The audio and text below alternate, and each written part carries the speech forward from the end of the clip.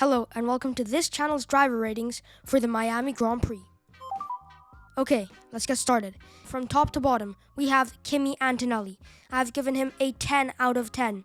P1 to P1, first driver to ever win his first 3 races from pole position. Apart from that, and being 19 years old, he drove extremely well under pressure from the defending champion. Next, the defending champion, Lando Norris in P2.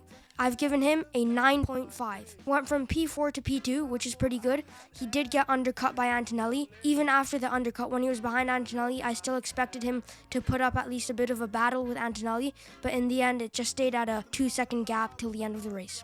Next, P3, Oscar Piastri, a 9. Great recovery from P7. I would be really happy with that podium, but he just didn't seem to have the same amount of pace as Norris and Antonelli. Next, Russell. I've given him 5.5.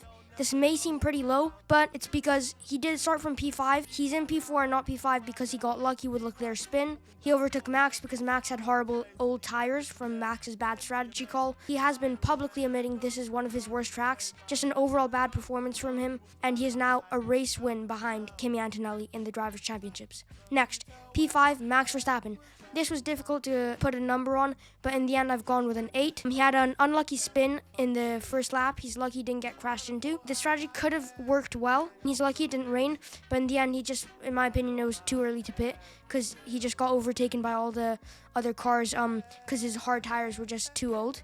He did carve his way through the midfield, and I think it's great that, as he said, he's cleared the midfield in terms of pace with the Red Bull car, because before the April break, let's just call it that, Red Bull was behind Alpine. Next, P6, Lewis Hamilton.